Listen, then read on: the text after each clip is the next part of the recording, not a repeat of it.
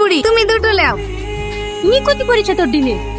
আমাদেরকে বোকা মনে হয়? সারা জীবন বাচ্চাদের খাবার চুরি চুরি করে খেয়ে আজ একটা করে হাতে ডিম ধরে দিলে সবাই মেনে নেবে। তোমাদেরও দোষ আছে, তোমাদের ছেলেপিলের হক মেরে খাচ্ছে, তোমরা কিছু বলতে পারো না। এ ঘর, তুই কোথায় যাচ্ছিস? আমি একটু বাথরুমে যাচ্ছি। ওদিকে বাথরুম কোথায় আছে? এদিকে ঘর। চালাকি করার না, ভিডিও সাহেব আসবে, মীমাংসা হবে, তারপর এখান থেকে যাবি, নাহলে ঠ্যাং কেটে দেবো। বাহ, আমি মেয়ে পেয়ে গেছি। এই মেয়ের সাথে আমার লাত্রি বিয়ে দেবো। পারলে এই মেয়েই পারবে বৌমার সাথে টক্কর দিতে। জমি রেস্টি হয়ে গেল? হ্যাঁ বৌমা, হয়ে গেল। খুব ভালো করেছেন। যাকে জমি রেস্টি করে দিয়েছে কাল থেকে তার কাছেই খাবেন। আমি আর আপনার ভাত দিতে পারবো না। ঠিক আছে ঠিক আছে বৌমা, তোমাকে আর আমাদের এই কষ্ট করে রান্না করতে হবে না। আমার মেয়ে দেখা হয়ে গেছে, সামনে শুক্রবারে রিয়াজের বিয়ে দিলে আসছি। কি পেঁয়াজের বি দিছেন? হ্যাঁ। আর ও বলে সে থাকবে কোথায়? কেন বাড়িতে? আমি এসব মেনে নিতে পারবো না। বি দিলে দেন গা, আমার বাড়িতে উঠতে দেবো না। তুমি বাড়ি কোথায় পেলি বৌমা? আমি এখনো মরিনি। এইটা তোমার মামি শাশুড়ি, সালাম করো।